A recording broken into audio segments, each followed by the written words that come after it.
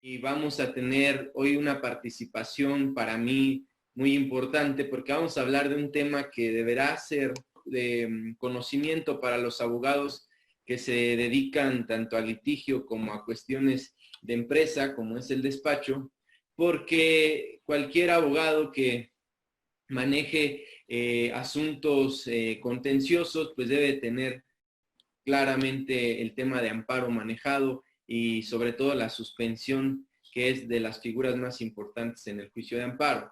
Con esto, pues quisiéramos darles la bienvenida a manera de introducción, decir que hoy nos acompaña el maestro Luis Coaña, y que es pues un estimado amigo que conocí en diversos centros, en el Centro de Estudios Carbonell y en otras conferencias, y pues que hemos tenido el gusto de colaborar, de compartir, y hoy pues nos acompaña.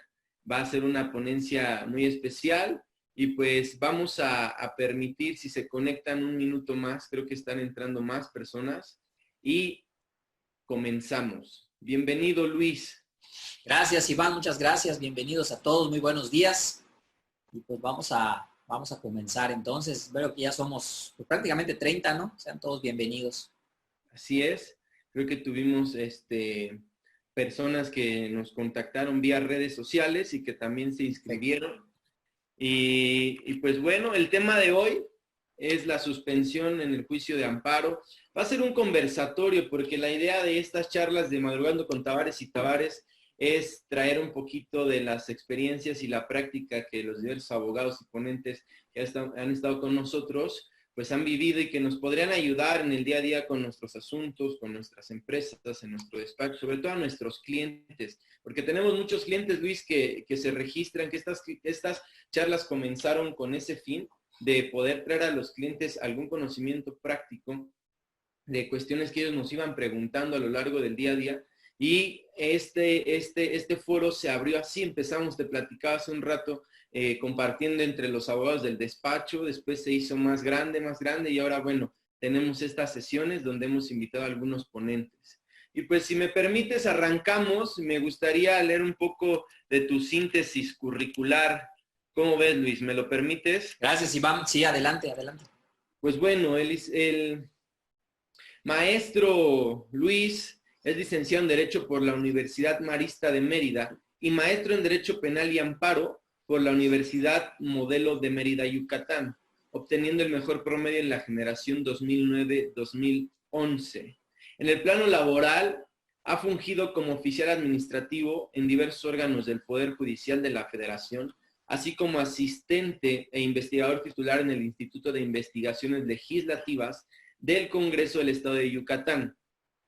Se desempeñó como subdirector de área en la Dirección General de Atención a Víctimas de la Subprocuraduría de Derechos Humanos de la PGR en la Ciudad de México y secretario de Estudio y Cuenta en la Sala Colegiada Penal del Tribunal Superior de Justicia del Estado de Yucatán.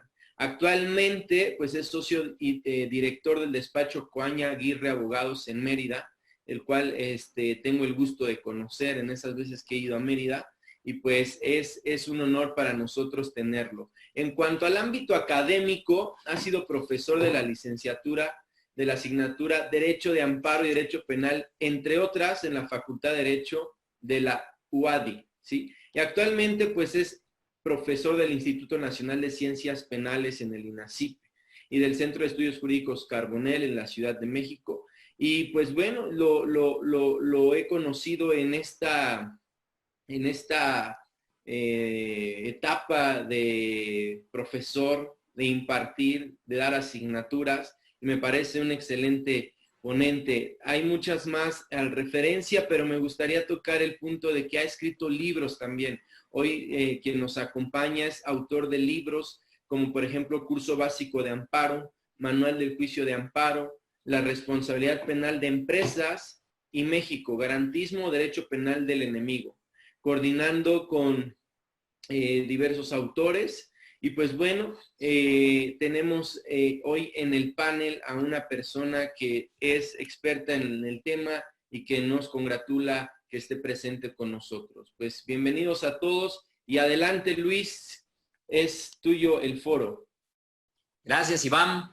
Bueno, pues primero que nada, muy buenos días a todos. Muchas gracias por estar aquí presentes en este conversatorio que vamos a tener el día de hoy relacionado con un tema, pues como ya bien dijo Iván, medular, que es el relacionado con la figura de la suspensión del acto reclamado en el juicio de amparo.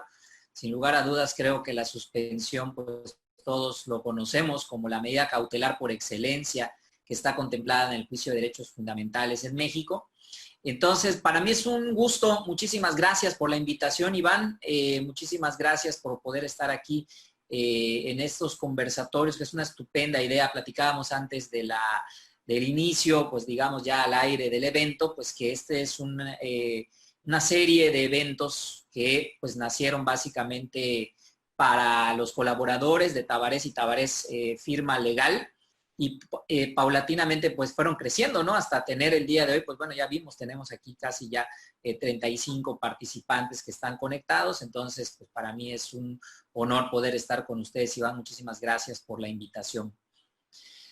Bueno, pues directamente ya en cuanto al tema que nos ocupa, yo creo que sobra decir cuál es la importancia que tiene el juicio de amparo en nuestro país. Creo que todos los que estamos aquí conectados conocemos y de alguna u otra manera hemos estado relacionados con algún juicio de amparo, ya sea que nos dediquemos al ejercicio de la práctica profesional del derecho desde el punto de vista del litigante o desde el punto de vista de la autoridad, incluso desde el punto de vista del legislativo, del poder ejecutivo. Yo creo que no hay esfera de la práctica profesional de la abogacía que escape al conocimiento del juicio de amparo, pero tenemos que ir un poquito más allá porque yo creo que el juicio de amparo tiene incidencia en la vida pues de prácticamente todas las personas en este país. Yo creo que todos sabemos que incluso cualquier persona no versada en derecho pues sabe que de repente cuando algún acto pudiese llegarles a afectar, pues inmediatamente se les viene a la cabeza el amparo, ¿no? Voy a pedir amparo, te dicen, ¿no? Por alguna cuestión directamente relacionada con alguna violación a sus derechos humanos. Y es porque en el imaginario del mexicano, pues el juicio de amparo ha tenido siempre una presencia muy importante, ¿no? Y muy importante porque desde el punto de vista histórico sabemos que el amparo siempre se ha destacado por ser el juicio de garantías antes y ahora de derechos humanos, pues por excelencia en nuestro país. Es un juicio que tiene una tradición jurídica, pues ya prácticamente de más de casi 180 años. Estamos hablando de 1841, que fue el año donde se crea el juicio de amparo, primero para Yucatán, luego a la Federación, en 1847, y que sabemos que básicamente su objetivo principal, pues es proteger a las personas de posibles violaciones a derechos humanos que pudiesen llegar a ejercer en su contra, ya sea por acción o por omisión, autoridades del poder público en nuestro país, ya sea que emanen del poder legislativo, leyes, del poder ejecutivo, actos de la administración pública, o bien actos del poder ejecutivo, es decir, resoluciones, sentencias, en fin, ¿no? Básicamente podemos promover amparo contra cualquier autoridad en este país. Ahora, de nada serviría tener a un juicio de amparo que proteja al final con una sentencia si durante el trámite del juicio, que sabemos que todos los juicios, todos los procesos, pues llevan un trámite, un procedimiento que se tiene que seguir a través de ciertas reglas que vienen establecidas en las leyes, en los códigos procesales. De nada serviría que una sentencia al final del camino te proteja si durante el camino, si durante el proceso, pues ya se ha visto materializada la violación a tus derechos fundamentales. Es por esa razón que existe la figura de la suspensión del acto reclamado. La figura de la suspensión del acto reclamado, pues es básicamente la medida cautelar por excelencia que tiene el juicio de amparo y que su objetivo es proteger a las personas que promueven un amparo mientras se sustancia, mientras se tramita el juicio de derechos humanos. Entonces, así como el objetivo de la sentencia en el amparo es proteger a las personas de la emisión de la sentencia en adelante, restituyéndolo en aquellos casos donde sea posible en sus derechos violados, el objetivo de la suspensión pues es protegerlo mientras dura la tramitación del amparo, ya sea que dure 3 meses, 6 meses, 8 meses, un año, dependiendo de las cargas procesales que tengan los tribunales en este país. Pues bueno, la suspensión básicamente sirve como esa especie de burbuja protectora del quejoso, que así es como se le llama a quien promueve amparo, mientras dura el trámite de su juicio de amparo. Entonces, de ahí la importancia, Iván, de la figura de la suspensión, del tema que hoy nos toca hablar, y que además yo creo que se ha visto potencializada, vamos a llamarle así, durante la pandemia, ¿no? Durante la pandemia yo creo que ha quedado más que en evidencia la utilidad que tiene la figura de la suspensión del acto reclamado, la utilidad que ha tenido el juicio de amparo durante estos días, la evolución también que ha tenido el juicio de amparo a lo largo de estos 4 meses que llevamos ya desde que inició la pandemia derivada del COVID-19. Pues sin lugar a dudas, pues estamos hablando de un tema actual, de un tema que va evolucionando, de un tema que cada día va cobrando mayor relevancia. Luis, en cuanto a ese punto que tocas al final, ¿cómo se ha modificado, cómo ha crecido, cómo se ha innovado, cómo ha aumentado el margen de impacto de la suspensión en estos tiempos del COVID? Yo creo que ha sido muy importante, Iván. Tú sabes que prácticamente en todo el país, desde finales del mes de marzo, algunos días más, algunos días menos, dependiendo de cada entidad federativa, pues prácticamente se cerraron los tribunales, ¿no? Se cerraron los tribunales en México, tanto los tribunales federales, que sabemos que el juicio de amparo se sustancia ante el Poder Judicial de la Federación, como los tribunales locales también cerraron por la pandemia y hasta la fecha no han abierto. Hay alguna que otra entidad federativa que abrió sus puertas, por ejemplo, aquí en Yucatán. Pues el 22 de junio abrieron sus puertas nuevamente los tribunales locales, pero pues como hubo un brote muy fuerte de COVID en los tribunales civiles y familiares, que son los más concurridos además, pues tuvieron que volver a cerrar, ¿no? Tuvieron que volver a cerrar si no me equivoco, la semana pasada volvieron a cerrar. Entonces, pues así vamos a estar, ¿no? Prácticamente con tribunales cerrados, y si abren, pues en cualquier momento vuelven a cerrar, ¿no? Y yo creo que nos tenemos que ir haciendo a la idea que cuando menos de aquí hasta fin de año, yo creo, ¿no? Así vamos a andar. Entonces, el juicio de amparo en ese sentido, pues ha mostrado paulatinamente una evolución, porque cuando se cerraron los tribunales, rápidamente salió un primer acuerdo general por parte del Consejo de la Judicatura Federal, que sabemos que es el órgano que administra básicamente el interior del Poder Judicial Federal, y ese acuerdo, que es el 4/2020, pues estableció que se podían seguir promoviendo demandas de amparo por casos urgentes. Sin embargo, en ese primer acuerdo que salió en marzo, cuando cerraron los tribunales, a finales de marzo del año en curso, pues básicamente solo contemplaba como casos urgentes aquellos casos que estaban previstos en el artículo 15 de la Ley de Amparo. Que el artículo 15 de la Ley de Amparo, pues básicamente te habla de actos que pudiesen atentar contra la vida, contra la libertad personal, actos ejecutados fuera de procedimiento, los famosos incomunicados, las torturas, ¿no? Este tipo de actos que son especialmente lesivos de derechos fundamentales, pues básicamente se estableció que sí se podía promover amparo en esos casos, ¿no? Entonces, pero era muy limitado, ¿no? Solo limitado a lo que decía el artículo 15.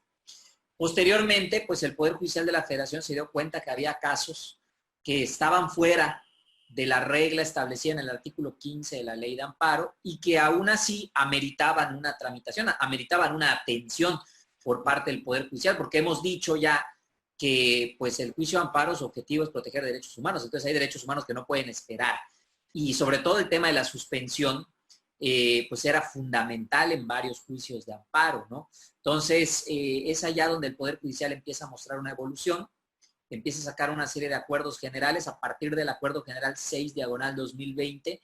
Básicamente lo que hace es empezar a ampliar el concepto de casos urgentes a efectos, pues prácticamente de que el juzgador pudiera valorar, ¿no? En cada caso concreto qué casos pudiera estimar que son urgentes y que ameritan una admisión por parte del tribunal y una tramitación, cuando menos de la suspensión, ¿no? Es decir, que cuando menos la suspensión te protegiera de aquí en lo que dura la pandemia y ya luego cuando abran los tribunales, pues veremos qué pasa, ¿no? Pero vemos allá entonces cómo la figura de la suspensión cobró relevancia, todavía más, porque nos dimos cuenta, oye, es que está cerrados los tribunales, pero aún así las autoridades siguen actuando. O sea, vimos que habían autoridades, sobre todo administrativas, que seguían realizando actuaciones, por ejemplo, el SAT, ¿no? Seguía actuando el SAT, la Profepa seguía actuando, seguía clausurando, ni se diga las autoridades sanitarias, ¿no? Siguen actuando, pues sabemos que las autoridades sanitarias ahorita juegan un papel fundamental durante la pandemia. Entonces, habían, pues, particulares, ya sea personas físicas o morales, que se veían afectadas en ciertos derechos y que no tenían un mecanismo de defensa. Entonces decían, bueno, pues amparo, ¿no? Y a partir del Acuerdo General 6/2020 se amplía un poco el panorama.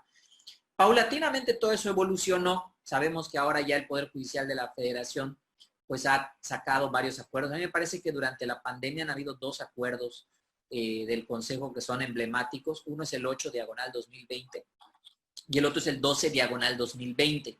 El 8/2020 digo que es emblemático porque en el 8/2020 básicamente se estableció todo un catálogo, vamos a llamarle así, de casos urgentes que amplían lo que dice la propia ley de amparo, ¿no? En cuanto a qué debieran considerar urgentes en este tiempo los órganos jurisdiccionales federales, ¿no? Y el 12/2020 es importante también porque básicamente es el que implementa el sistema de juicios en línea para prácticamente cualquier caso, ¿no? Desde antes ya existía la posibilidad de promover juicios en línea, pero vamos, prácticamente todos seguíamos prefiriendo el presentarlos físicamente, ¿no?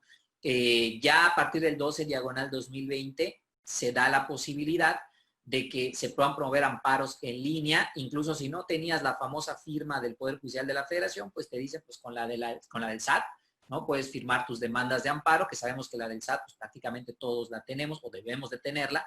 Entonces, bueno, a partir de esos acuerdos se amplía y seguimos viendo entonces cómo ahora los amparos que se promueven durante este tiempo, pues básicamente su función primordial ha sido el tema de la suspensión. Es decir, el tema de la suspensión durante esta pandemia ha cobrado medular importancia derivado del hecho de que en cuanto se tramitan y se admiten es porque se estima por parte del juez que el caso es urgente y si el caso es urgente y no admite demora alguna, pues entonces se entiende que te debieran conceder la suspensión del acto reclamado.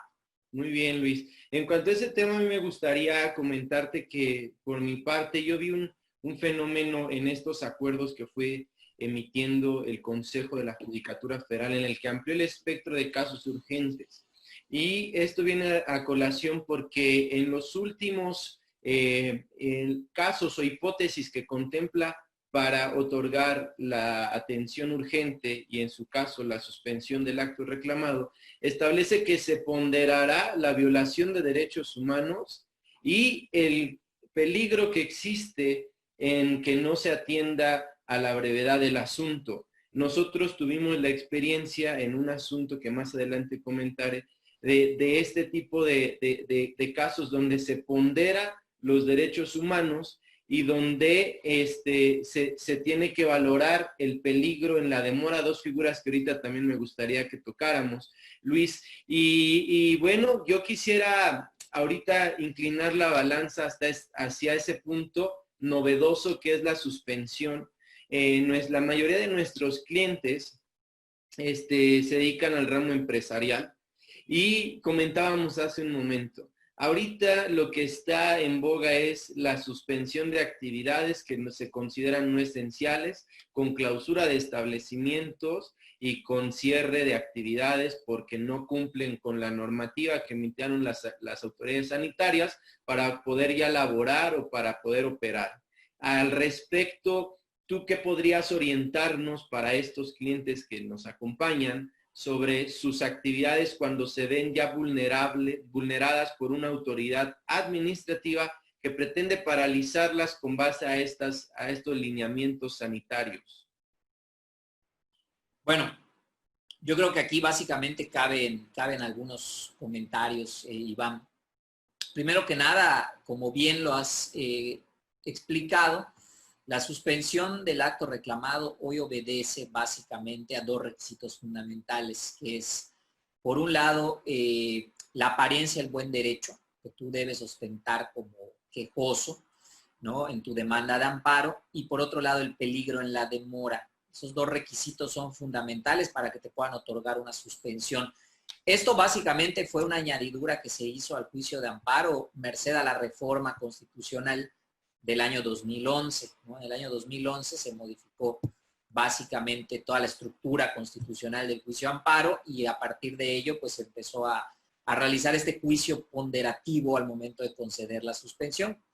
Es interesante porque hasta antes de ello la suspensión básicamente obedecía a una serie de reglas que ya venían establecidas en la ley de amparo, que se tenían que dar esas reglas y si no se daban esas reglas, pues no te concedían la suspensión. Si se daban, te la otorgaban. Ahora ya no. Ahora vemos que la suspensión más bien obedece a un juego discrecional por parte de los jueces. Se les dio la herramienta a los jueces de distrito, a los jueces federales, básicamente, de poder ponderar, ¿no? Lo cual implica pues tener un cierto margen de discrecionalidad para señalar cuándo sí y cuándo no se debe otorgar la suspensión del acto reclamado.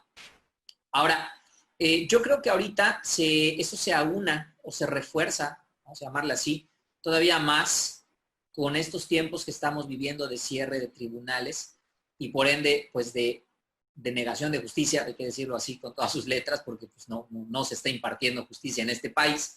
Entonces, sucede que el Poder Judicial de la Federación básicamente lo que dice es, señores jueces, así como ustedes tienen discreción para conceder la suspensión, ahora tendrán discreción para considerar qué amparos admiten en este momento y qué amparos no se admiten a trámite en este momento, ¿no? Y en ese sentido, los acuerdos del Consejo básicamente le dan esa discrecionalidad a los jueces que antes tenían, insisto, para la suspensión y que la siguen teniendo para la suspensión, pero para efectos de admisión de la demanda y de trámite de las demandas de amparo. En ese sentido, Iván, yo creo que ahorita pues hemos visto varios tipos de amparos que se han promovido durante el tiempo de pandemia.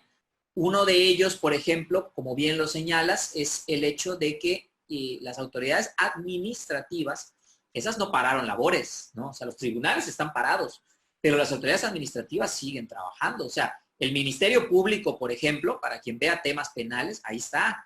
Ya lo dijimos, la autoridad sanitaria sigue ahí, el SAT sigue ahí, y así con todas y cada una de las autoridades administrativas, ¿no?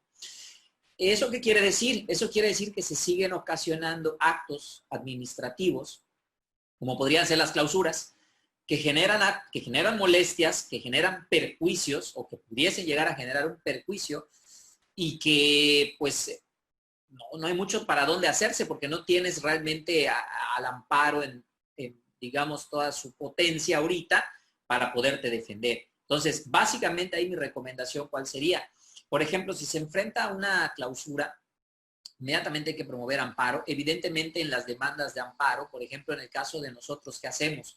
En las demandas de amparo, nosotros lo que hacemos, ya hemos tenido varios amparos que hemos promovido a lo largo de esta pandemia, y básicamente lo que nosotros razonamos en la demanda de amparo, pues es la procedencia en este momento del amparo por caso urgente y tratamos de explicarle al juez de distrito por qué el caso concreto que estamos planteando no admite demora alguna, derivado de la eventual transgresión a derechos humanos que se está dando y que estamos planteando, pues no admite demora y por ende requiere tramitación urgente, uno, y además se requiere de la suspensión.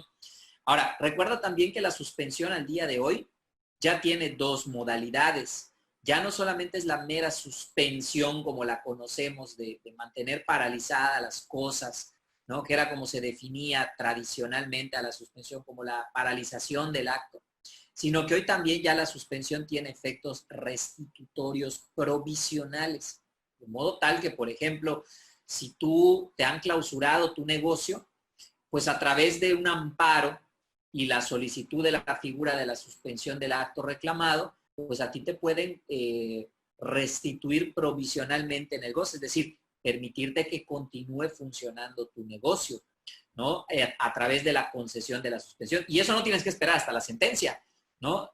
Sino que es ahorita, ¿no? Haz de cuenta, si hoy estamos miércoles, si tú promueves un amparo hoy, lo más seguro es que a más tardar el viernes ya te están resolviendo sobre la admisión y ya te están resolviendo sobre la suspensión e inmediatamente se tiene que cumplir, de modo tal que tu negocio, probablemente el mismo viernes o si no el lunes, dependiendo de qué tipo de negocio sea también, pues ya está funcionando normalmente, ¿no? Entonces, hay experitez, ¿no? Y en ese sentido, pues yo creo que el juicio de amparo sigue siendo ese mecanismo por excelencia protector, eficaz de los derechos humanos en México, tanto de personas físicas como de empresas también.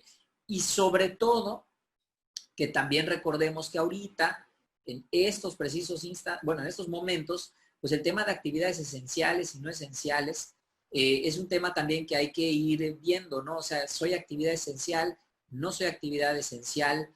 Si ya abrí y soy considerada actividad esencial, ¿qué protocolos tengo que cumplir? ¿Qué lineamientos tengo que ver para que no me clausuren? Y para que yo pueda en un momento determinado, suponiendo que me clausuren, pues llegar y decirle a la autoridad, oye, espérate, me clausuraste, pese a que soy, uno, actividad esencial, dos, tengo lineamientos, protocolos, tengo todo lo que me estás pidiendo, lo tengo en regla y aquí está. ¿Qué estás acreditando ahí? Tu apariencia del buen derecho, ¿no? O sea, que lo que estás peleando, que lo que estás diciendo, pues es correcto, ¿no? Tienes la razón o aparentemente tienes la razón y de ahí tienes mayores posibilidades de que te concedan la suspensión de tu, del acto reclamado que estés señalando. Muy bien, Luis, me parece bastante acertada, bastante interesante el análisis que haces. Fíjate que en el despacho tuvimos la oportunidad de llevar un asunto pro bono en conjunto con la Barra Mexicana de Abogados, porque había muchas personas que se situaban dentro de las que son consideradas como vulnerables ante este virus y que solicitaban en sus dependencias en las que se encontraban trabajando el permiso de sana distancia. Sin embargo, no se los concedían. Y nosotros llevamos a cabo este trabajo con el fin solamente de apoyar a estas personas del ramo de salud a que concedieran en aquellos casos que así lo acreditaran, pues ese permiso, ¿verdad? Con goce de sus garantías laborales, sus prestaciones laborales. Entonces, creo que desde la perspectiva de la suspensión, que es lo que tú comentas, entrando en el carácter de urgente, ¿no? Debe de haber una ponderación, desde luego, de qué tanto se lesionan los derechos humanos y me parece que lo uno va con lo otro. Si, como tú lo comentaste, se acredita lo urgente de la tramitación, debería de Sí, es lo darse lógico. la suspensión del juicio, del acto reclamado. No sé tú en tu experiencia si tengas algún caso que pudiéramos compartir aquí con el foro de estas hipótesis que se dieron durante la pandemia, que se seguirán dando porque no hemos regresado todavía a plenitud a las actividades jurisdiccionales y administrativas. Pero bueno, tal vez desde esa plataforma de tu experiencia pudiéramos aprender un poco sobre estos casos de suspensión en tiempos de COVID, Luis. Sí, fíjate, Iván, hemos tenido varios temas a lo largo de la pandemia. Podemos decir que inclusive me atrevo a señalar que fuimos quizá de los pioneros en ese tema de argumentar desde el punto de vista del caso urgente. Y yo recuerdo muy bien que desde que inició la pandemia, nosotros tenemos un cliente que es una institución financiera que nos pidió que nosotros hiciéramos un análisis frente a la posibilidad de que les llegaran a clausurar o que les llegaran a cerrar pues sus sucursales, ¿no? Cuando estaba iniciada la pandemia. Para ese entonces, el acuerdo general que había de los casos urgentes, pues era el primero, el 4/2020.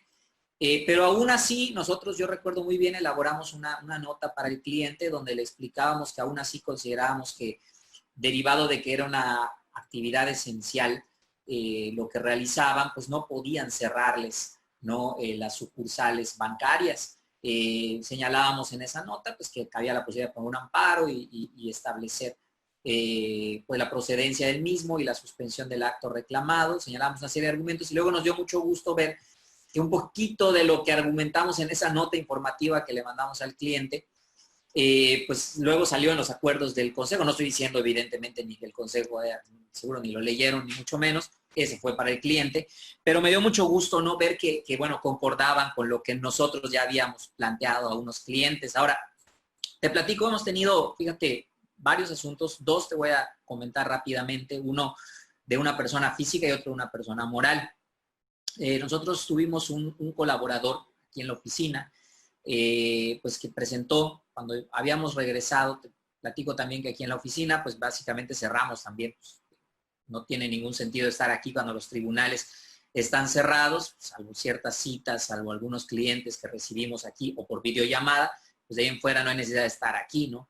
Pero bueno, durante el tiempo que reabrieron los tribunales locales, pues regresamos aquí a la oficina y hubo un colega que de repente pues empezó a sentir mal, se fue a su casa, ¿no? Empezaron a pasar los días, empezó a presentar mayores síntomas de COVID. Le dijimos, pues bueno, llama a la autoridad, que es lo que te dicen, ¿no? Las autoridades, llama por teléfono y da tus datos y da.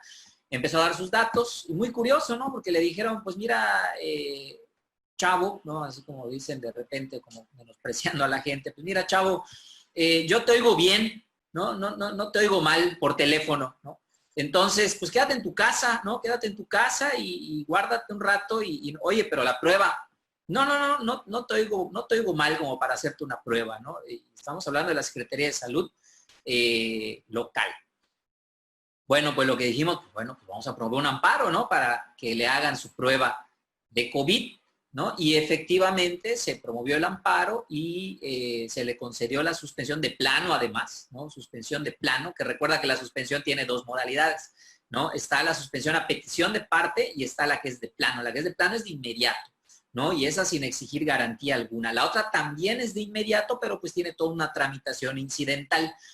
Entonces, de plano, para que le hagan la prueba, ¿no? Entonces, yo creo que ese tipo de casos, como el que nos acabas también tú de comentar, Iván, pues han sido muy recurrentes a lo largo de la pandemia, ¿no? Personas que no les quieren hacer la prueba y que están presentando síntomas, personas que requieren algún medicamento y no se les proporciona, personas que requieren algún tratamiento y no se les da, ¿no? Pues creo que ahí los amparos están siendo efectivos, ¿no? En ese sentido. Y además con suspensión de plano, porque son actos que atentan contra la vida de las personas inclusive. Tuvimos otro caso, un poquito más complejo, que fue el caso precisamente de este cliente que te comentaba que al principio nos pidió un análisis, un banco. Pues resulta que un día uno de sus empleados presentó COVID, dio positivo a la prueba de COVID. Estamos hablando que creo que eso fue un miércoles o un jueves, ¿no? El chiste es que llega la Secretaría de Salud local al lugar, les piden que pues obviamente hay que cerrar la institución, hay que sanitizar y la Secretaría les dijo, tienen que cerrar, mandar a sus casas a todos, sanitizar el lugar y para el próximo lunes, o sea, den chance 2, 3 días, ¿no? Y el próximo lunes pueden ustedes volver a abrir. Esto fue de palabra, ellos ni los clausuraron ni les hicieron nada. Este banco se ubica dentro de un centro comercial aquí en la ciudad de Mérida, Yucatán. Entonces resulta, bueno, que cerraron, ¿no? Se fueron a sus casas todos y por ahí del viernes más o menos, después de que ya habían sanitizado, hecho todo lo que les pidió la Secretaría de Salud, les llega un oficio, una especie de oficio vía correo electrónico de parte del Consejo de Administración del centro comercial, indicándoles que no podían abrir, que tenían que hacer cuarentena por 14 días, ¿no? Por el tema del COVID y que no podían abrir y que iban a estar cerrada la plaza totalmente. Bueno, pues obviamente el banco dijo, a ver, espérate, yo soy actividad esencial, no puedo cerrar, ¿no? Además, pues tengo clientes que pues tienen programas, tienen varias cosas, ¿no? Y no puedo cerrar, ¿no? No hicieron caso, les reiteraron nuevamente, pues no pueden abrir 14 días. ¿Qué hicimos? Al siguiente lunes promovimos una demanda de amparo interesante porque señalamos como acto reclamado, pues obviamente la clausura de facto no era una clausura, digamos, como las que tradicionalmente realiza la autoridad, sino la clausura de facto realizada por un particular, que en el caso concreto, pues era el Consejo de Administración del Centro Comercial, que estaba realizando actos como si se tratase de una autoridad responsable para efectos del amparo, que esa es otra novedad que presenta ahorita la ley de amparo, ¿no? El tema de los particulares que pueden ser señalados como autoridades en el amparo. Bueno, pues lo señalamos, es una clausura de facto, porque a través de este oficio que me mandaste vía correo electrónico me está diciendo que no puedo abrir por 14 días, pese a que ya realicé todas las indicaciones que me señaló la Secretaría de Salud local y que incluso me las dejó en un oficio donde me dijo todo lo que tenía yo que hacer para poder volver a abrir la sucursal. Señalamos que eran actividad esencial, etcétera, ¿no? Bueno, pues esa demanda se admitió y se concedió la suspensión del acto reclamado. Básicamente con eso pues ya se logró el objetivo, ¿no? Porque pues ya que esté abierta la sucursal, que esté operando normalmente la sucursal, pues con eso ya ganaste básicamente el amparo. Ya si al final en la demanda, porque además resulta otro tema que ahorita está sucediendo mucho, no todos los tribunales lo hacen así, pero muchos sí, que te dicen resuelven lo urgente, es decir, resuelven el tema de la suspensión y suspenden la tramitación del amparo. De modo tal que hasta que acabe la pandemia, si te dicen y vuelvan a abrir los tribunales, se continúa con el trámite. La verdad para nosotros, pues mejor, ¿no? Porque pues, eso quiere decir que de aquí a que acabe la pandemia, pues obviamente ese amparo ya no nos va a ni siquiera interesar, ya quedó incluso sin materia el acto reclamado, de modo tal que desde la figura de la suspensión, pues se obtuvo ya lo que se quería. Entonces, en estos dos casos que te acabo de platicar, pues básicamente a través de la medida cautelar de la suspensión ya se logró el objetivo, ¿no? En el primero, lo que se quería era que le hicieran la prueba y se obligó a la autoridad que se hiciera la prueba desde la suspensión. En el segundo, que volviera a abrir el banco y se logró también desde el tema de la suspensión.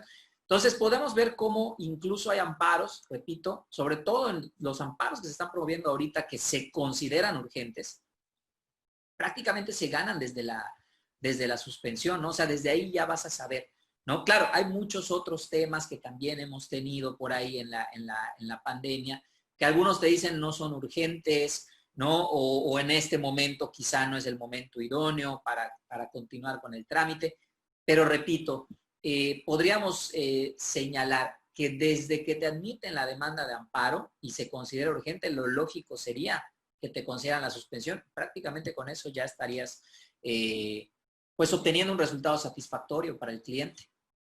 Claro que sí, Luis, me parece bastante interesante eso, este razonamiento que venimos a concluir, ¿no? Lo urgente conlleva a la medida y la medida basta, es lo que buscamos. Creemos que al final del día pues ya tendrá igual, se quedará sin materia el juicio y bueno, buscar desde un principio ir con todo por la suspensión. Con base en esto, Luis, ¿qué nos podrías tú recomendar al momento de que vamos a presentar nuestro amparo y buscamos la suspensión del acto reclamado? Algunos tips que tenemos que considerar al momento de presentar la demanda.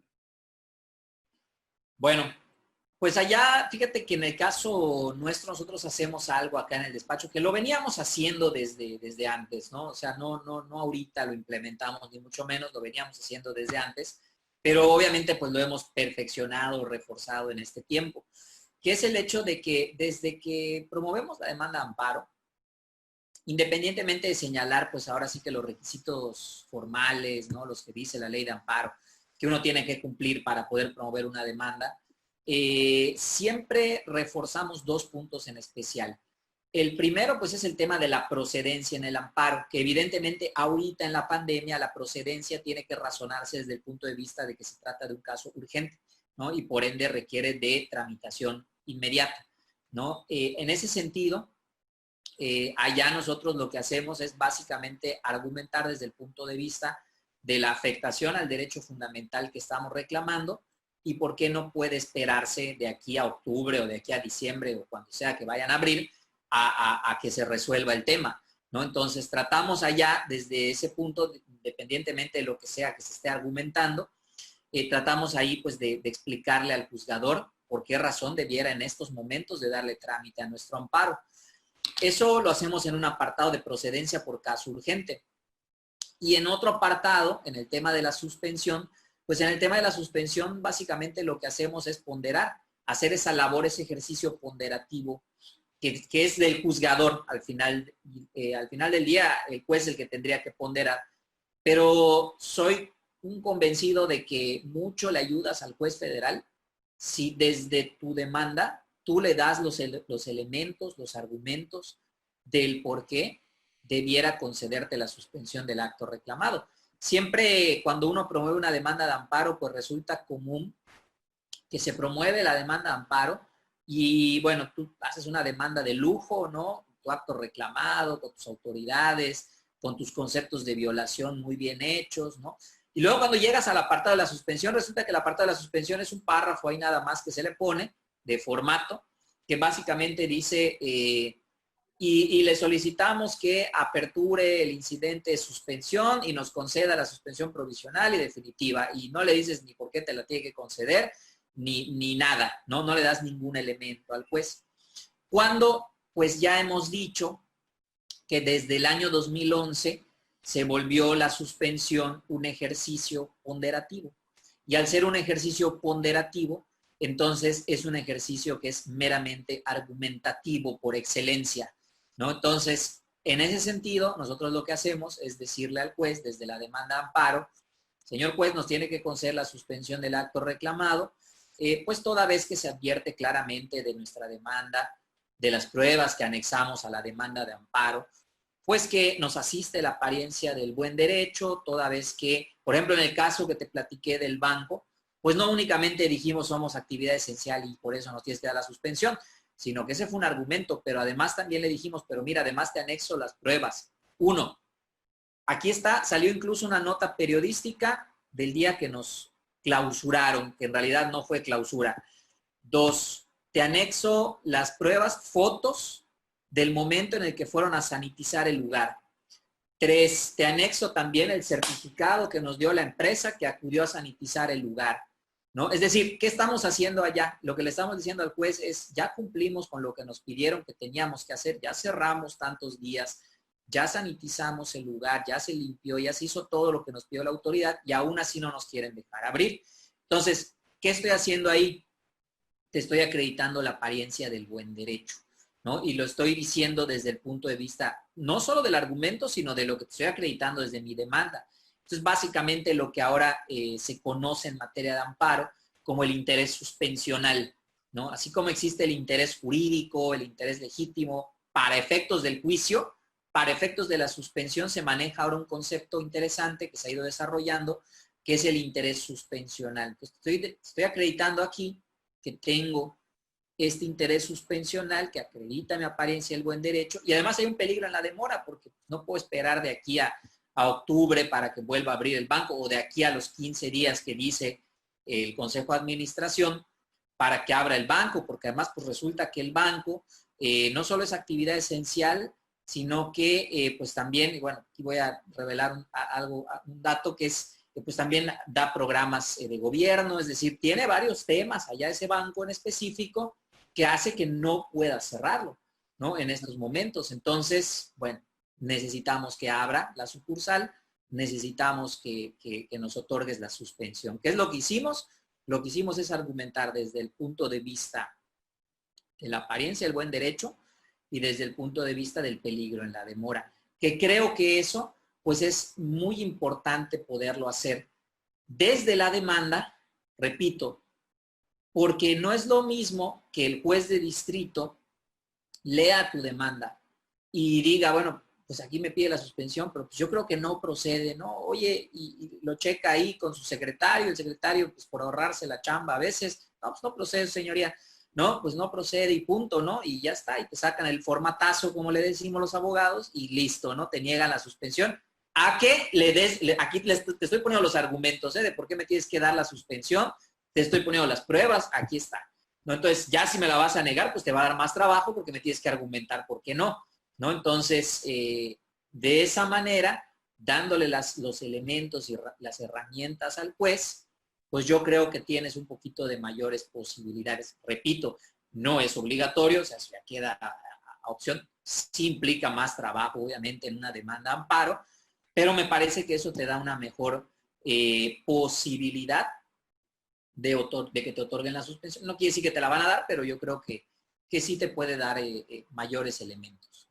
Muy bien, Luis. Si me permites, yo creo que los abogados pecamos en ese sentido. Primero, en no conocer que son dos tramitaciones totalmente por cauces distintos, ¿no? Tanto el principal debe tener su caudal probatorio, debe de tener sus elementos, y el incidente de suspensión debe de tener los propios. Y hay quienes no consideran eso al momento de presentar su demanda de amparo. Por otro lado, me parece que los abogados pecamos porque no argumentamos y no ofrecemos elementos al juez que le permitan valorar desde un primer plano la urgencia. Segundo, la apariencia del buen derecho, si bien es una ponderación de un análisis mínimo al fondo de la cuestión planteada para ver si hay alguna razón en los argumentos esgrimidos, creo que también se debe desde un principio a exhibir todas las pruebas que acrediten esa apariencia del buen derecho. De lo contrario, el juez tendrá toda la razón en no otorgar la suspensión. Y por último, considero, aumentando el punto que manifiestas, que muchos dejan de lado la argumentación de el por qué ese acto se debe de paralizar, ya que olvidan manifestarse sobre la imposible reparación de los daños causados con la ejecución del acto reclamado. No sé tú qué opines al respecto, Luis, en cuanto a eso. Y bueno, para ir cerrando el tema, porque ya estamos cerca del tiempo, a manera de conclusión, me gustaría que nos comentaras sobre los retos de la suspensión en el futuro. Ya estamos hablando, ¿qué tenemos que comenzar a visualizar de aquí a la nueva normalidad que ya se nos presenta en el tema de la suspensión del juicio de amparo? Hay un punto, Iván, que, bueno, relacionado con lo que comentas y que creo que también vale mucho la pena de repente incluirlo y razonarlo en las demandas de amparo, en el apartado de suspensión de la demanda o de solicitud de la suspensión de la demanda, que es básicamente el hecho de que, bueno, dijimos, tienes que razonar el tema de la procedencia, pero creo que también otro elemento importante que se tendría que razonar es el tema relacionado con los efectos para los que pretendes se te otorgue la suspensión también, ¿no? Porque no es lo mismo que se te otorgue una suspensión para el efecto simplemente que las cosas se mantengan en el estado en el que guardan actualmente, que por ejemplo en el caso de una clausura pues no te sirve de nada, ¿no? Porque básicamente si te dicen, vengo a reclamar una clausura que me hicieron ayer y te dicen, bueno, pues te concedo la suspensión para que se mantenga como está, pues bueno, eso no me sirve absolutamente de nada. Yo lo que pretendo es tener el efecto restitutorio provisional, es decir, que levantes la clausura provisionalmente y me permitas continuar operando mientras se resuelve la demanda. Amparos, yo creo que ese punto también vale mucho la pena razonarlo en ciertas demandas donde sobre todo se soliciten efectos particulares, que ahorita también el amparo admite la posibilidad de que tenga efectos particulares dependiendo del caso concreto. Yo creo que el tema del juicio de amparo en general y por supuesto el tema de la suspensión pues enfrenta muchos retos, ¿no, Iván? Actualmente, por ejemplo, yo creo que uno de los grandes retos a los que se está enfrentando el Poder y se va a enfrentar el Poder Judicial de la Federación, pues es el hecho del tránsito necesario que se va a hacer hacia la justicia en línea, ¿no? Y no solo el Poder Judicial de la Federación, sino evidentemente también nosotros, ¿no? Nosotros los postulantes y en general todos los justiciables, todas las personas que acudan a un juicio de amparo, pues se van a enfrentar a este tema, ¿no? Se van a enfrentar al tránsito hacia la modernidad. Yo estoy seguro que hay muchas personas que pues les es fácil, ¿no? Que les es fácil, sobre todo quizá los más jóvenes, ¿no? Hacer el tránsito hacia la e-justicia, como le llaman, o la justicia en línea, quizás a otros no tanto, algunos quizá no estemos tan acostumbrados, algunos quizá no siga gustando recibir el sello y el acuse, ¿no? En nuestras demandas de amparo, nos da más seguridad. Yo creo que es un reto, porque fíjate, a mí me pasó algo, por ejemplo, la semana pasada, yo te confieso y les confieso a todos los asistentes que pese a que me ven joven, pues ya tengo 34 años y la verdad es que no soy muy fanático, bueno, más bien dicho, sí soy fanático, pero no soy muy bueno con la tecnología, entonces yo, la verdad, nunca había promovido un amparo en línea. Aquí en mi despacho hay gente que se encarga de esos temas, ¿no? Y ellos lo hacen y presentan los recursos y todo. Y yo la semana pasada quise, bueno, dije, pues tengo que aprender, ¿no? En algún momento tengo que saber hacer esta cuestión y bueno, quise promover un recurso de queja de esos de 48 horas por un amparo que no nos admitieron por caso urgente. Quería promover el recurso de queja y dije, bueno, pues yo lo voy a firmar, pues soy autorizado, puedo firmarlo, ¿no? Estamos hablando de que empecé a, bueno, terminamos el recurso, ya ves que son 2 días para promoverlo. Terminamos el recurso en el segundo día, por ahí de las 12 del día más o menos, ¿no? Dije, para que así con calma yo pueda ingresar al portal y ver cómo se hace, ¿no? Y con toda calma enviar. Empecé, ¿no?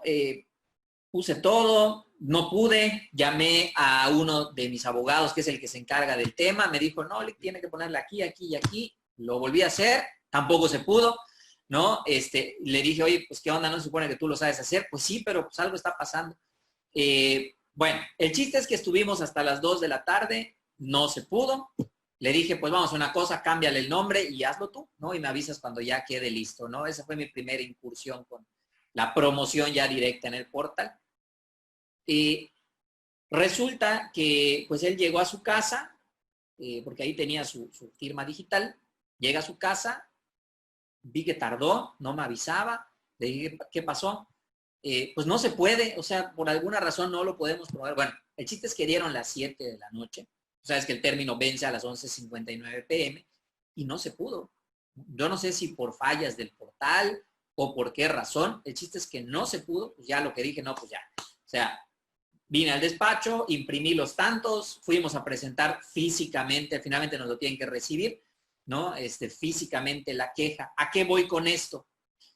Que siguen habiendo retos, es decir, algo que yo he criticado mucho en estos días, sobre todo en las redes sociales, al Poder Judicial de la Federación, es que, ok, sí hay avances, pero tampoco me digas que es perfecto el sistema, es decir, el sistema falla, el sistema todavía no está al 100%. O sea, imagínate que este recurso yo lo hubiera intentado presentar, no sé, a las 11 de la noche, ¿no? Me iba yo a quedar sin poderlo presentar. Yo no sé si estaba fallando el sistema o por qué razón fue, porque lo intentamos a través de diversas plataformas, lo intentamos a través de diversos servidores, a través de que si Google, que si Firefox, que si Internet Explorer, y en ninguno se pudo y terminamos presentándolo físicamente. Entonces yo creo que uno de los grandes retos para empezar para el Poder Judicial de la Federación ahorita en materia de amparo es, uno, perfeccionar este sistema en línea que, digo, hay avances muy buenos, pero tampoco es, digamos, ya 100% para que opere y todos transitemos ya hacia ese esquema.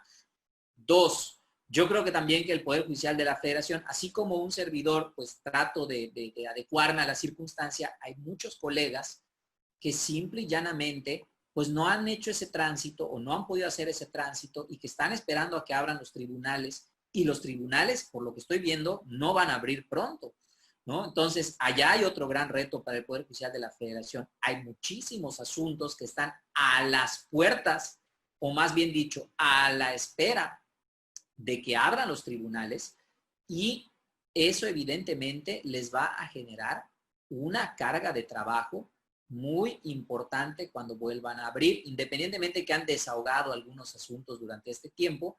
La realidad es que la carga que les espera cuando abran no se la pueden ni imaginar. O sea, hay muchos colegas que no tienen firmas electrónicas y como no tienen firmas electrónicas no han podido hacer nada y entonces están esperando que abran los tribunales. Entonces yo creo que allá el Poder Judicial de la Federación ya debiera de ir buscando la manera de que de manera ordenada, escalonada y con el mínimo riesgo posible vuelva a abrir sus puertas para el desahogo de asuntos. Al final del día, si no mal recuerdo, la impartición de justicia está señalado como actividad esencial en el acuerdo de la Secretaría de Salud y es la única actividad esencial que no está funcionando. Entonces es increíble, ¿no? Que la impartición de justicia, que es actividad esencial, es la única. O sea, tenemos bares operando, tenemos todo tipo de negocios no esenciales operando ya en varios estados de la República y la impartición de justicia, bien gracias, con su plataforma en línea que a veces sirve y a veces no sirve.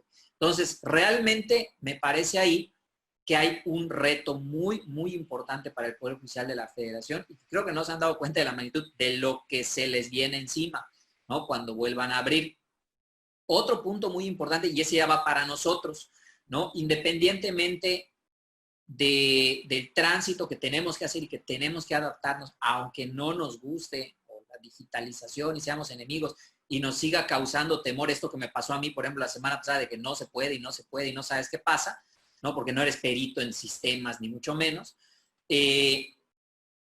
Otro punto que me parece también es el hecho de que yo creo que quienes nos dedicamos al ejercicio de la abogacía vamos a tener que ir privilegiando otro tipo de soluciones, es decir, no solamente tratar de llevarlo todo al litigio, sino que ahora sí en serio empezar a tomarnos el tema de los mecanismos alternos de solución de conflictos, buscar algún tipo de arreglo, buscar algún tipo de convenio allende los tribunales, o sea, más allá de los muros de los tribunales, porque los tribunales van a estar saturados. Y si de por sí la justicia era lenta en este país, yo creo que este año y el próximo año va a ser peor, ¿no? Mientras se regulariza, si es que algún día se regulariza.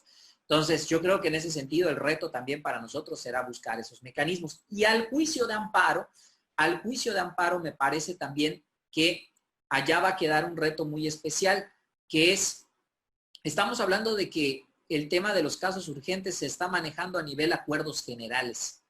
Yo creo que eso se va a tener que incluir en la ley de amparo. O sea, no se puede seguir buscando procedencias en acuerdos que emite el Consejo de la Judicatura Federal. Yo creo que eso se tendrá que incluir ya a nivel ley, a nivel juicio amparo, porque si bien es cierto, la pandemia debe acabar en algún momento, no sabemos si mañana viene otra, ¿no? O el próximo año. O sea, esta experiencia yo creo que ya nos debe de enseñar qué hacer en este tipo de casos. Ahorita nos tomó por sorpresa, ya no debiera ocurrir. Es decir, ya, si más adelante vuelve a ocurrir algún tipo de contingencia, olvídate una pandemia, un terremoto, cualquier cosa de esas que suceden en el día a día, ya sabemos qué hacer, ¿no? Mientras los tribunales están cerrados, cómo operar, en qué casos sí puede proceder un amparo, en qué casos no puede proceder, en qué casos puede haber una suspensión, en qué casos no debe haber una suspensión. Es decir, yo creo que allá el reto será a nivel legislativo y a nivel praxis, por supuesto, también ser conscientes de que no podemos saturar a los tribunales más de lo que ya están con cualquier tipo de asunto. Yo creo que ahorita realmente los asuntos se tienen que razonar desde el punto de vista de, oye, ¿es urgente realmente lo que queremos plantear ahorita o puede esperar? No, si es urgente porque es mi negocio, está clausurado, bueno, ok, vamos a probar un amparo. No, es un tema que puede esperar, es un tema que todavía está pendiente de ser resuelto en alguna instancia anterior. Bueno, tratar de no saturar a los tribunales. Yo creo que ese también será un reto que nosotros como abogados vamos a tener que ir visualizando. Muy bien, Luis. Perfecto, coincido contigo. En la práctica vemos que la mayoría de abogados suelen ir siempre a la demanda, la demanda, la demanda, la demanda. Y considero que ya no estamos en esos tiempos, que debemos de privilegiar estos mecanismos, sobre todo que ya están en algunas entidades en línea. Y pues a manera de conclusión, Luis, creo que es importantísimo tener en cuenta estos aspectos que nos comentas, sobre todo porque la suspensión en estos tiempos es lo más vital en cuanto al juicio de amparo, ya lo hemos comentado. Te agradezco bastante todas estas aportaciones que nos das. Yo quisiera, a nombre del despacho, también agradecerte por compartir, porque no todos de verdad se prestan, no toda la gente comparte conocimientos, experiencia, y bueno, desde que te conozco siempre has sido una persona que no se reserva, ¿no? En la medida de lo posible, claro está. esos conocimientos, el compartir, el dar un tip, una experiencia, lo cual a los que somos, venimos atrás, los que seguimos aprendiendo siempre, los que queremos conocer más, los que queremos dar un resultado, nos sirve bastante, ¿no? Y siempre dispuestos para aprender de alguien como tú. Te agradezco, Luis, todas las aportaciones y si te parece bien, concluimos la parte de este conversatorio en cuanto al fondo o a los temas más relevantes y pasamos a un tiempo de preguntas y respuestas. Claro, adelante, adelante. Mira, por acá tenemos una pregunta de Roberto, que es muy interesante. ¿Contra la clausura de un negocio hay que agotar el principio de definitividad? No, no necesariamente. Mucho depende de la legislación administrativa de donde emana la clausura, pero derivado del hecho, en estos precisos instantes, derivado del hecho de que no hay tribunales locales a los que puedas acudir, y que en muchas ocasiones los recursos que proceden administrativos son optativos, es inmediata la procedencia del juicio de amparo, precisamente por el tema de que no tienes a quién acudir, ¿no? Entonces, lo único que te queda es acudir al juicio de amparo. Entonces, en estos momentos no hay que agotar el principio de definitividad. Y cuando, digamos, regresemos a los tiempos donde están abiertos los tribunales todos, ¿no? Mucho dependerá, si hay que agotar el principio de definitividad, a revisar la procedencia del recurso, que en muchas ocasiones es administrativo, el recurso que procede contra ello, muchas veces administrativo, entonces no hay que agotarlo, y también, pues muchas ocasiones ese acto concreto, pues no es motivo de alguna demanda ante los tribunales contenciosos locales, lo que hace que opere inmediatamente el amparo indirecto. Entonces la respuesta sería, pues tampoco, ¿no? Aunque, ojo, con la salvedad de que nada más hay que revisar la legislación administrativa de donde emana. Pero la regla general es que no. Muy bien, Luis, muchas gracias. Mira, por acá está David Ruiz. Nos comenta que él ya tuvo un caso en el cual promovía amparo por un bebé que está enfermo. Tramitó el amparo a efecto de que el hospital pediátrico hiciera cargo de sus medicamentos. Pero actualmente el hospital sigue solicitando medicamentos, es decir, creo que no se los han proporcionado, Luis. ¿Qué procede en estos casos? Básicamente allá lo que hay que hacer, bueno, en primer lugar, si está en vías de cumplimiento, lo primero que habría que hacer es, me parece que si es suspensión de plano, allá es inmediato como se tiene que cumplir. Es decir, la autoridad tiene que hacerlo dentro del mínimo de tiempo posible. Se entiende que si no tiene el medicamento, pues tiene que pedir que alguien se lo surta y ese que se lo surta se tiene que comprometer en un lapso breve. Hay dos mecanismos básicamente ahí para ejercer cierta presión. Por un lado está el tema del incidente de inejecución por exceso o defecto de la suspensión. Y por otro lado está la solicitud de requerimiento al superior jerárquico, en este caso de la autoridad responsable, para efectos de que pueda también. ¿Eso qué te sirve? Por un lado, el incidente de inejecución por exceso o defecto en la suspensión, pues te sirve para poder fincar algún tipo de responsabilidad, sobre todo de tipo penal, si es que la llegara a ver, por la omisión, y sobre todo eso presiona todavía mucho más a las autoridades.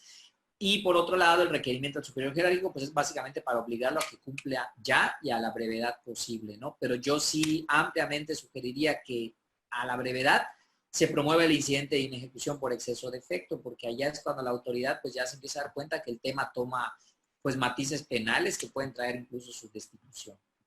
Muy bien, Luis. Destitución y su consignación. Perfecto, muchas gracias, Luis. Aquí nos pregunta Oscar Eslava. ¿Cuál es tu opinión en cuanto a la solicitud de la suplencia de la queja? Pues realmente mi opinión va en el sentido, fíjate que en el despacho, en nuestras demandas, al principio poníamos la solicitud en los casos donde ameritaba suplencia de la queja, lo hacíamos. Después tomé la determinación de ya no hacerlo, al menos no en los casos donde es muy evidente la suplencia de la queja. O sea, se supone que el juez sabe que si hay algún motivo para suplirte la queja, pues lo debe hacer. Pero hay ciertos casos en donde la suplencia de la queja, aun y cuando, pues, digamos, pudiera ser procedente, queda como que hasta cierto punto dudoso. Te platico uno concreto. Tuvimos un caso donde un militar retirado, o más bien dicho, un militar que fue dado de baja del servicio porque presentaba un tema de incapacidad médica, pues resulta que pues no le querían pagar todas sus prestaciones, etcétera. Estaba en medio de un tema administrativo ahí. El chiste es que promovió un amparo indirecto en otro despacho. Resulta que cuando llega aquí, pues llega diciéndonos que pues su otro despacho como que no le daba mucha atención, como que no le hacía mucho caso a la persona, ¿no? Nos dice, no sé ni cómo va mi asunto, ¿no? Ni exactamente cuál es su estatus. El chiste es que le dijimos, bueno, pues denos el número del amparo, nosotros lo revisamos y le decimos, ¿no? Nos da el número del amparo, nos trae copia de la demanda y cuando vemos la copia de la demanda, vemos que su amparo ya se había celebrado audiencia y que básicamente solo restaba dictar la sentencia. Pero además, cuando nos da la demanda, pues leemos que la demanda, que es un tema administrativo, vemos que la demanda pues, no traía conceptos de violación, o sea, lo que supuestamente eran los conceptos de violación eran copia y pega de jurisprudencias, entonces realmente argumentos no traía. Entonces le dijimos, pues mira, es muy probable que te vayan a sobreseer en el amparo o te lo vayan a negar. Entonces, porque pues tu abogado no elaboró conceptos de violación, uno. Y dos, además hubo un requerimiento a lo largo de la sustanciación del amparo donde le pidieron a tu abogado que ampliara la demanda y no la amplió. Entonces, es muy probable que te van a sobreseer. Pues vamos a una cosa, vamos a esperar que te salga la sentencia de primera instancia y contra la sentencia de primera instancia promovemos recurso de revisión y ya lo promovemos nosotros. Tú sabes muy bien que en materia administrativa, pues no puedes, es estricto derecho. Entonces, no puedes ir más allá de lo que ya planteaste inicialmente en tu demanda. Amparo, no puedes introducir argumentos novedosos. Sin embargo, en el caso concreto, como no tenía conceptos de violación esa demanda, nosotros lo que hicimos es que en los agravios, bueno, obviamente formulamos agravios contra la sentencia recurrida y luego formulamos conceptos de violación en la demanda. ¿Y qué es lo que hicimos? Lo que hicimos fue decir, a ver, si bien es cierto, en la lectura de la demanda de amparo no se advierte que se haya esgrimido concepto de violación o argumento alguno y que lo que estamos diciendo en este recurso es novedoso, lo cierto es que por la condición especial que tiene la parte quejosa, se ubica en la hipótesis de la fracción octava del 79 de la ley de amparo que te dice que las personas que por su especial condición de marginación o por alguna circunstancia particular no se encuentren en condiciones de entablar una demanda, se les puede suplir la queja. Y como está acreditada en autos, pues que soy una persona que soy de escasos recursos y que además tengo una condición especial, pues entonces te pido que en suplencia de la queja tomes en consideración los argumentos que te estoy esgrimiendo en el recurso de revisión, ¿no? Entonces, en este caso, sí, la suplencia la teníamos que pedir, pero ¿para qué? Para que me analices lo que te estoy planteando y no me lo tomes como novedoso, porque estoy diciendo que en este caso, si bien es administrativo, pues bueno, aún así pudiese caber la suplencia si consideras mi circunstancia especial. Entonces, hay casos, Iván, donde yo creo que sí vale la pena de cualquier manera solicitar la suplencia de la queja, sobre todo en aquellos casos donde la suplencia pudiese estar un poquito en duda, en donde es muy evidente, yo creo que no tiene ningún sentido. Muy bien, gracias Luis, bastante buen comentario. Mira, por último, vemos a Marcial Torres. ¿La solicitud de suspensión únicamente se pide en la demanda o se puede hacer en otro momento? Se puede hacer en cualquier momento procesal, no necesariamente se tiene que hacer en la demanda. Se hace tradicionalmente cuando se promueve la demanda, pero no hay ningún inconveniente en cuanto a que si no la pides cuando promueves la demanda, se puede hacer. La única limitante es que el amparo no haya ya sido resuelto de manera definitiva. Mientras no se haya resuelto de manera definitiva, todavía se puede pedir la suspensión. Perfecto, Luis. Pues bueno, serían todas las preguntas que tenemos aquí en el chat. Y bueno, vamos a dar por concluida esta charla. No sé si alguien más tiene, creo que ya no.